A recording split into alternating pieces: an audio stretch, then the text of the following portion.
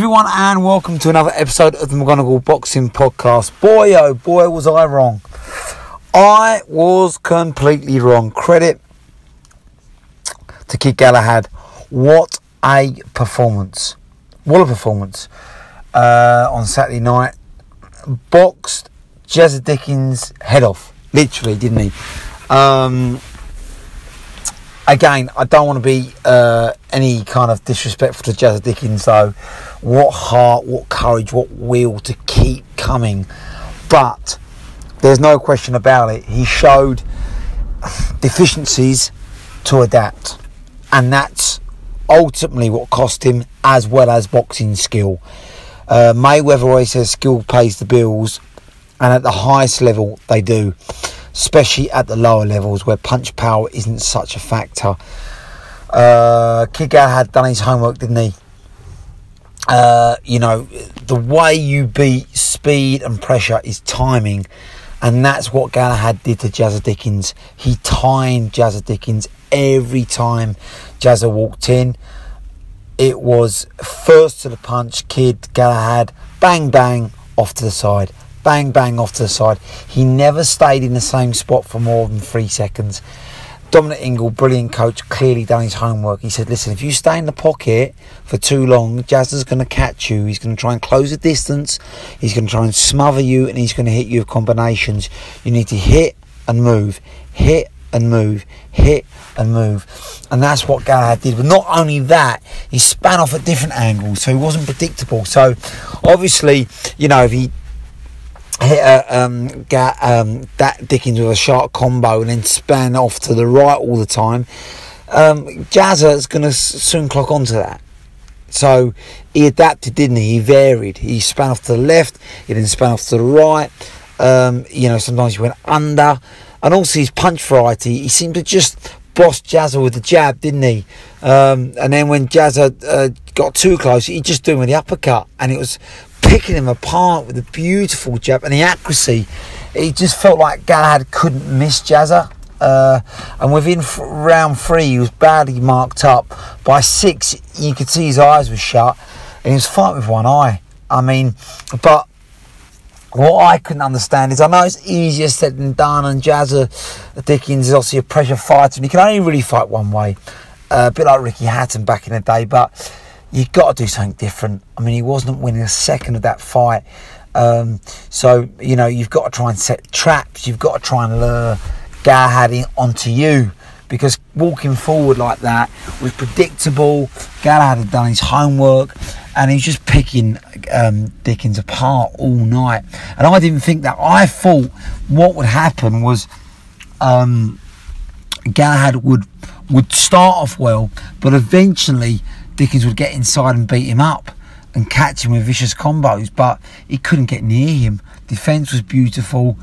It wasn't like the first fight at all, was it, where Dickens was winning for large parts. He couldn't land a glove on Galahad for large parts, so the defence has improved. And the sting, Galahad against Warrington just didn't have any sting, and Warrington just walked through him. He was actually hurting Dickens. He marked him up, so he's worked on sitting on his shots a bit more, but at the same time, bang, bang, and then moving. So he sits on his shots, but he doesn't stay in the pocket for more than 2. So, he's improved that, Galahad, and it was an exciting fight. It wasn't a boring fight. He didn't hold, he didn't grab.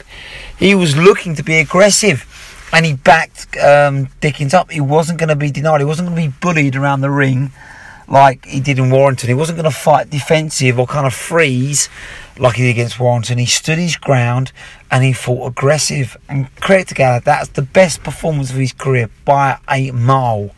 It was an exciting fight, and he's the deserved IBF champion. And that's a big, big thing for Galahad. And credit to him. I cannot state how good a performance that was. Totally deserved. The only thing that I feel should have happened is Dickens' corner should have pulled him out earlier. You see his face at after that fight, and today, his eye is shut. His nose is badly broken. His other eyes partially closed. He's got a bad cut. He was badly beaten. His face is swollen. A beating like that can take 8 years off your career, and he's still a young man. He's only 30, so you've just got to go, listen, you can come again. He's still young enough to come again, rebuild and have another go at world title. He should have been pulled out around the 8th and 9th mark, and I know it's a world title shot. I know he wants to go out on his sword, but sometimes, like we always say, you've got to think of the fighter's interest. It's not like he's 35, 36. He can come again. He should have been pulled out. But, you know, that's kind of the inexperience of Jazzadickens' corner, I feel, compared to someone like dominicingle, who's been in the game 20 years coaching, who would have pulled Galahad out much sooner, no question. You know, Dickens was never going to win that fight, and that was evident after about round 4. Round 5, he just second to the punch. And that was down to, like I say, the movement, the punch variety and the footwork. Galahad's footwork was phenomenal, whereas Dickens was going in straight lines. Galahad was spinning off the side and just fleet-footed. Dickens couldn't land a punch. It was a brilliant performance. But now what? So obviously Galahad's set himself up for big money fights, but Warrington doesn't want any part of him. He said, listen, it was a boring fight last time. I think it'd be a far more exciting fight this time round. But Warrington said, no, I want Russell Jr. They're the only fights I want, or Santa Cruz. He wants the big money fights, probably in the States, doesn't he? That's what he's chasing. He doesn't want Galahad again, and who can blame him? Galahad is in the who needs you category. He's a typical Ingle fighter, awkward. You can switch stances, styles, unorthodox. Just a nightmare for any fighter. But what sets up beautifully now is Galahad versus Lee Wood. I mean, that's a unification, and my money would be on Galahad big time on that after that performance. So, you know, Galahad set himself up. He just signed a new matchroom deal. It's looking good, and it just shows you stick within the game. Losing isn't the end of the world, and Galahad's proven that. Yes, he lost against Warrington, but he's kept sticking at his trade, kept training hard, straight back in the gym.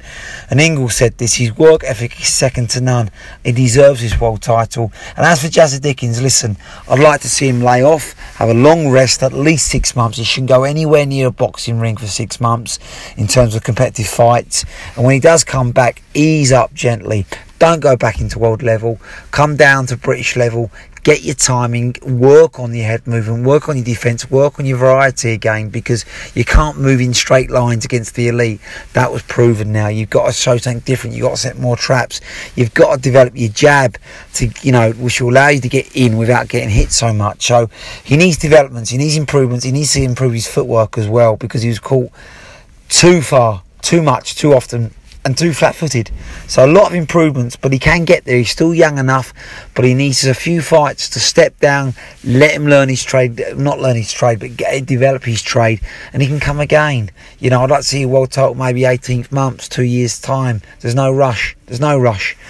But he needs recovery time now, because that was a beating. Credit to Galahad. It was masterful. Dickens, I wish you well, come again. But now this sets up, I want to see it, the big unification. If Warrington doesn't want any, and Russell Jr. probably doesn't want any, go for Lee Wood's unification. Kid Galahad, the world's your oyster.